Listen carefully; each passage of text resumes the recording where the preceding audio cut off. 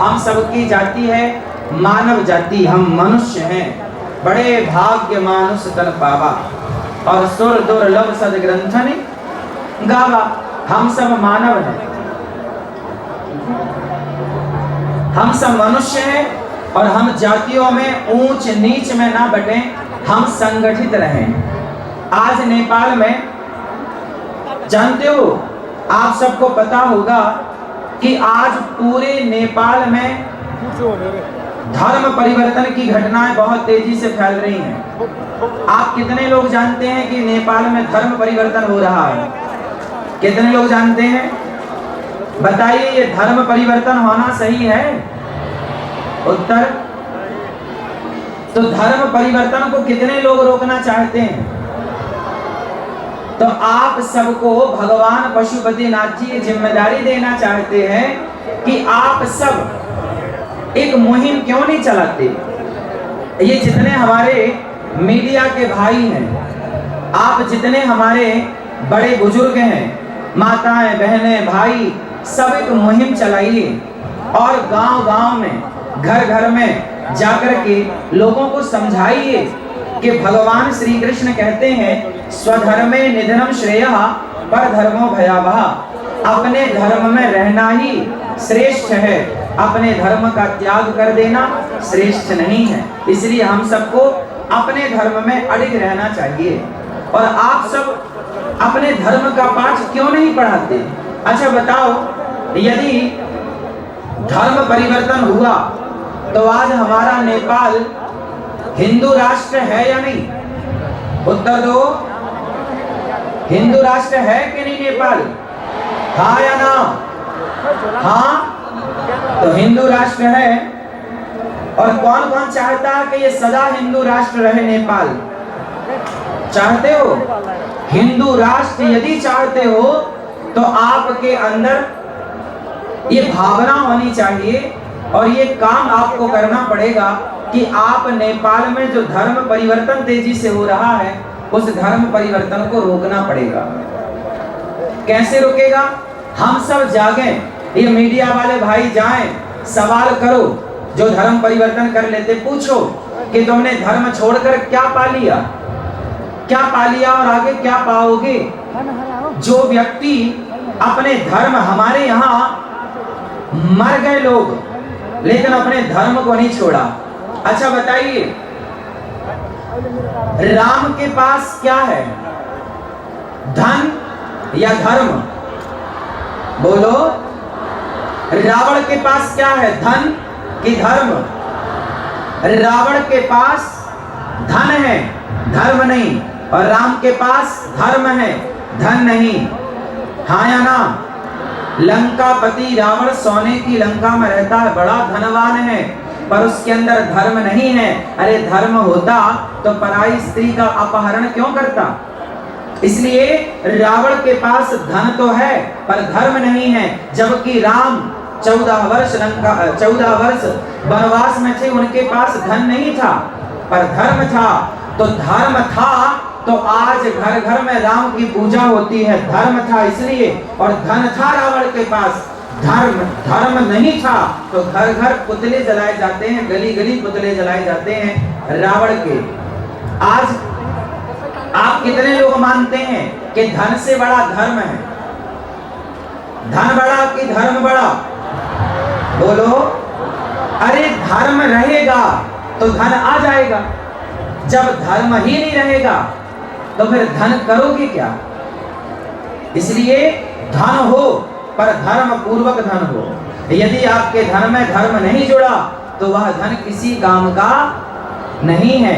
इसलिए मेरे प्यारे, नेपाल शब्द का जब मैं यहाँ आया, एयरपोर्ट पे आया, तो नेपाल का मैंने एक अर्थ दिमाग में आया कि नेपाल के लोग कैसे होते हैं, नेपाली लोग कैसे होते हैं, नेपाल का अर्थ क्या है? तो देखिए, नेपाल जो नेकी का, ने मतलब नेकी, नेकी मतलब अच्छाई, जो नेकी का सदा पालन करें वो नेपाली हैं। जिनके हृदय में सदा नेकी बसती हो वो नेपाली है। नेपाली का मतलब क्या हुआ? नेपाल का मतलब क्या हुआ? जिसके अंदर नेकी बसती हो, मतलब जिसका हृदय नेक हो। नेक समझते हैं ना? अच्छा, गुड। तो आप सब नेक दिल वाले हैं, नेक हृदय वाले हैं, इसलिए आपको भगवान ने नेपाल में भेजा है। जाओ नेपाल की धरती में, आप यहाँ जाकर नेपाल में पशुपतिनाथ भगवान की सेवा करो, गंडकी माता की सेवा करो और शालिग्राम भगवान की सदा सेवा करो। आप सब अपने धर्म के प्रति अडिग रहना।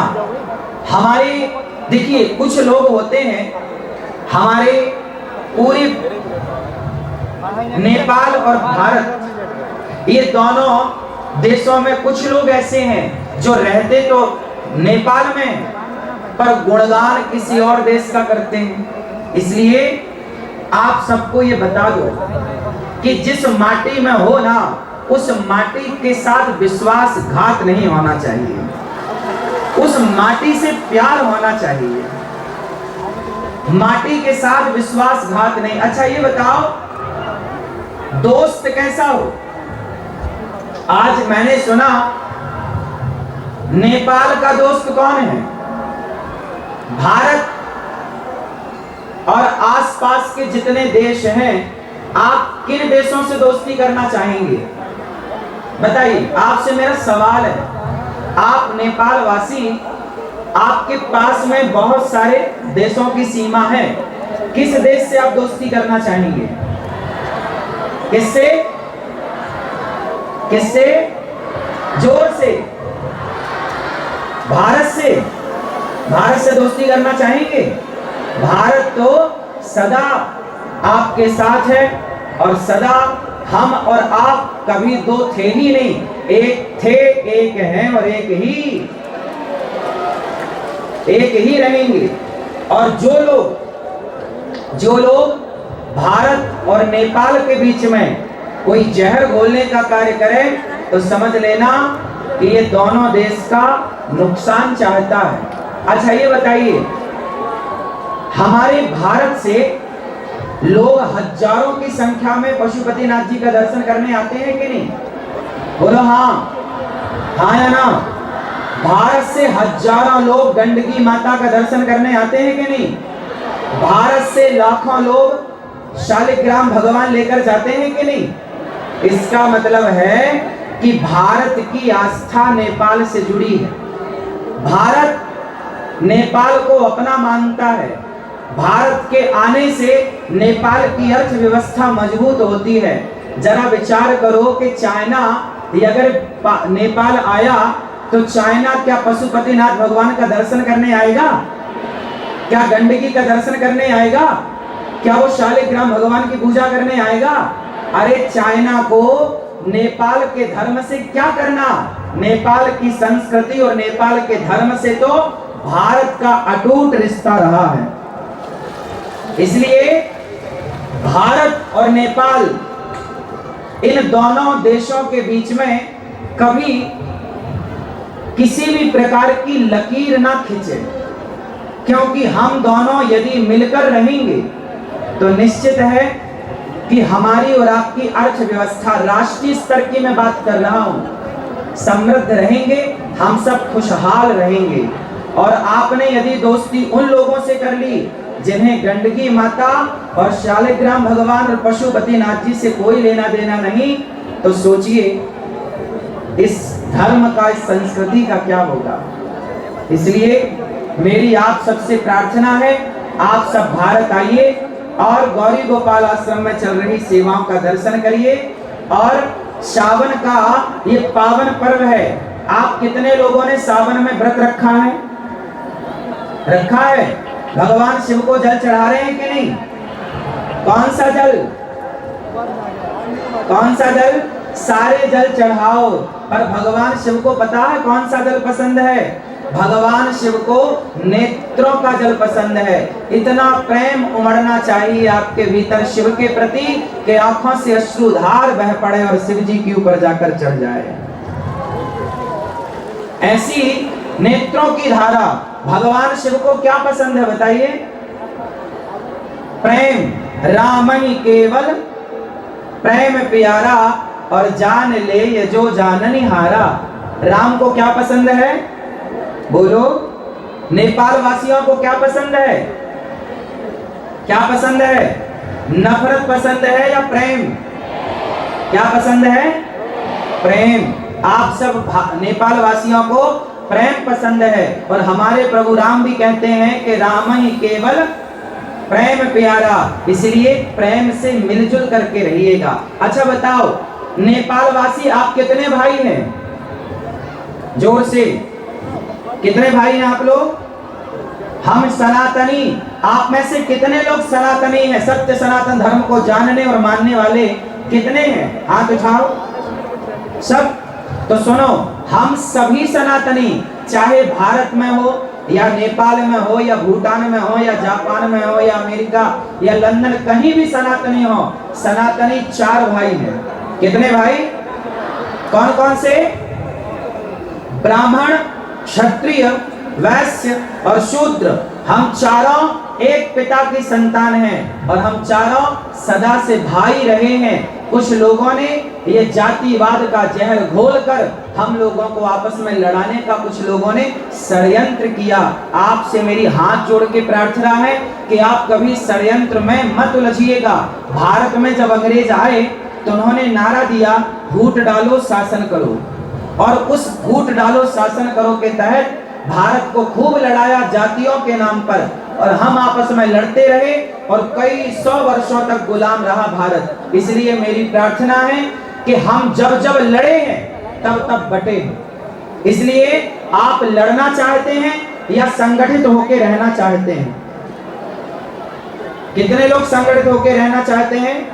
तो फिर आप कभी मत लड़िएगा कि मैं ब्राह्मण, मैं क्षत्रिय, मैं वैश्य, मैं शूद्र। हम चारों भाई हैं, और एक दूसरे के काम आना है, एक दूसरे के सुख दुख में खड़े होना है, एक दूसरे का सहयोग करना है। यदि हम बट जाएंगे ना तो मिट जाएंगे। इसलिए अपने आप को बटने मत दीजिएगा। जो बट गया वो मिट गया।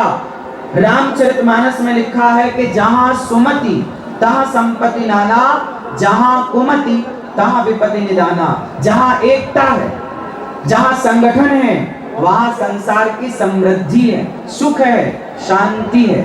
और जहां आपस में लड़ाई झगड़ा है, वहां सिवाय दुख के कुछ नहीं। इसलिए संगठित रहे, हम सब संगठित रहें। आप सब भगवत चिंतन करें, भगवान से प्रेम करें, और अपने धर्म को समझें। धर्म का कभी परित्याग नहीं करना चाहिए। अच्छा बताओ, नेपाल के लोग शराब पीते हैं कि नहीं? हाँ या ना? शराब पीते हो? हाँ या ना? ना? हाँ, शराब नहीं पीना। शराब पियोगे तो सब कुछ बर्बाद हो जाएगा। इसलिए खान पान शुद्ध, इसलिए खान पान को पवित्र करिए। आप लोग मांसाहार तो नहीं करते ना? शुद्ध शाकाहारी हैं। कितने लोग शुद्ध शाकाहारी हैं? शाकाहारी हैं। कभी भी अपने स्वाद के लिए किसी जीव की हत्या नहीं करनी चाहिए। हमें अच्छा लगता है इसलिए हम किसी को मार कर खाएं, कितना बड़ा पाप है। बताइए, अपने स्वाद के लिए किसी को मारना सही है? इसलिए जीव हत्या पाप है। इसलिए हम भारतीय, हम सनातनी है ना, हम हिंदू है ना, हमें कभी अपने स्वाद के लिए किसी की हत्या नहीं करनी। हमारे धर्म में लिखा है, अहिंसा ही परमो धर्मः। किसी की हत्या करना पाप है और किसी को जीवन दान देना पुण्य है। इसलिए आप किसी की हत्या ना करें, ऐसी मेरी प्रार्थना है। शराब इत्यादि से अपने आप को और अपने बच्चों को बचाएं। एक अच्छा इंसान बनाएं, राष्ट्र प्रेमी बनाएं, कुछ ऐसा बनाएं कि वो देश में अपना नाम रोशन करें, भारत का, और वो अपने नेपाल का, वो अपने समाज का, अपने संस्कृति का, अपने धर्म का वो नाम रोशन करें। ऐसा कुछ करें। इसलिए आप अपने बच्चों को संस्कारवान बनाइए। शराब, जुआ, नशा, इन सब से बचाइए। आज के जमाने में पता है क्या है? आज की आधुनिकता में हम इतने भागे जा रहे हैं कि आधुनिक होने के नाम पर, हम मॉडल होने के नाम पर अपने संस्कारों को, अपनी संस्कृति को छोड़ते चले जा रहे हैं। इसलिए हमें अपनी संस्कृति, अपने संस्कारों का परित्याग नहीं करना चाहिए। ठीक है, तो आप कितने लोग मांसाहार और शराब से बचेंगे, अपने बच्चों को बचाएंगे और अच्छे संस्कारवान बनके अपने राष्ट्र की सेवा करेंगे। ठीक है, आप सभी का बहुत बहुत धन्यवाद। आपने इतने आनंद के साथ दास अनिरुद्ध को सुना, हमें आपके बीच में आने का मौका मिला। आप सबको मेरी प्रार्थना है, आचार्य चरणों को प्रार्थना है, मंचस्थ सभी भक्तजनों को प्रार्थना है कि आप सब वृंदावन आए, गौरी गोपाल आश्रम में आए और गौरी गोपाल आश्रम आकर वृंदावन में वहाँ वृद्ध माओं की सेवा हो रही है। 281 वृद्ध माएँ गौरी गोपाल आश्रम में रहती हैं। 150 बच्चे वहाँ निःशुल्क पढ़ते हैं। अखंड लंगर रसोई चलती है, सब आकर के प्रसाद पाते हैं। ये सारी सेवा बिहारी जी ने दी है। बोलिए बाके बिहारी लाल की, कृष्ण कन्हैया लाल की, राधे राधे। आप सबके चरणों की धूल को ये दास अनिरुद्ध कोटि कोटि नमन करता है। आप सभी नेपाल वासियों को बारंबार दंडवत प्रणाम। आप सभी के चरण रज को प्रणाम।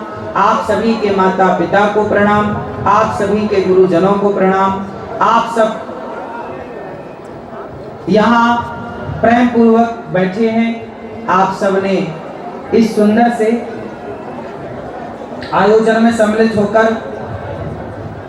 भगवान शिव का दर्शन करके अपने जीवन को कृतार्थ किया। हमारे श्री बाल योगेश्वर श्री विजय कृष्ण मूर्ति जी जो संकल्प करता है और रामकृष्ण उपाध्याय हिंदू जागरण नेपाल अध्यक्ष और राष्ट्रीय सभा को उपाध्यक्ष माननीय श्री विमला भीमरे जी, आप सबका बहुत बहुत धन्यवाद। श्री चैतन्य महाराज जी और आप सभी मंचस्थ सभी आचार्यों को, मातृशक्ति को कोटि कोटि नमन। आप सबको जय श्रीमन नारायण, जय श्री कृष्णा, राधे राधे। नेपाल आमालो आमा को,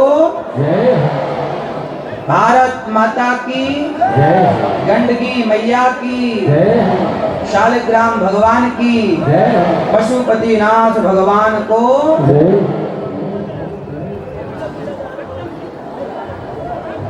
धन्यवादाः श्रीमद्भ्यः विद्वद्भ्यः भागवतभूषणेभ्यः श्री अनिरुद्धाचार्य महाभागेभ्यः। ते अस्माकं प्रार्थनां स्वीकृत्य, निवेदनं स्वीकृत्य अत्र आगत्य अस्माकं कृते आशीर्वचांसि दत्तवन्तः। तेषां कृते पुनः पुनः अपि अहं धन्यवादान् ज्ञापयितुम् इच्छामि। यही बीचमा सानो आसन ग्रहण।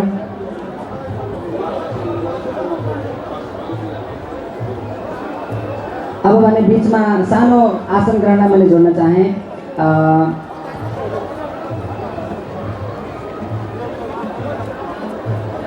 वेद विषय का प्राध्यापक डाक्टर आनंद प्रसाद घिमिरेज्यू यहाँ उपस्थित हुनुभएको छ। उहाँलाई आसन ग्रहण गर्नको लागि मैले निवेदन गरेँ। त्यस्तै प्रकारले पुराण विषयमा प्राध्यापक नवराज घिमिरेज्यू अनि श्रीमती मञ्जुश्री घिमिरेज्यू पनि यहाँ उपस्थित हुनुभएको छ। उहाँलाई पनि आसन ग्रहण गर्नको लागि मैले निवेदन गरेँ। त्यसै प्रकारले आचार्य पंडित श्री बलराम खकुरेलज्यू पनि यहाँ उपस्थित हुनुभएको छ। उहाँलाई पनि मैले आसन ग्रहण गर्नको लागि निवेदन गरेँ। त्यसै प्रकारले आचार्य पंडित हरिप्रसाद नेउपानेज्यू पनि यहाँ उपस्थित हुनुहुन्छ। उहाँलाई पनि मैले आसन ग्रहण गर्नको लागि निवेदन गरेँ। त्यस्तै प्रकारले माननीय राष्ट्रिय सभा सदस्य श्री विष्णु कुमारी सापकोटाज्यू पनि यहाँ आउनुभएको छ। उहाँलाई पनि मैले आसन ग्रहण गर्नको लागि निवेदन गरेँ। ओम सर्वेभ्यः अपि धन्यवादाः। आचार्य चरणेभ्यः अपि धन्यवादाः। सर्वेपि भवन्तः अत्र स्थित्वा अस्माकं कार्यक्रमं श्रुतवन्तः। अधुना अस्य कार्यक्रमस्य कृते धन्यवादान् दातुं, सर्वेषां कृते धन्यवादान् अर्पयितुम्, अस्य कार्यक्रमस्य यत् सत्सङ्कल्पकर्तारः सन्ति तान् श्रीमतः बालयोगेश्वर महाभागान् अहं निवेदयामि ते आगत्य अस्य कार्यक्रमस्य कृते अद्यतनकार्यक्रमस्य कृते धन्यवादः ज्ञापनं कुर्वन्तु इति श्रीमन्तः बालयोगेश्वर महाभागाः।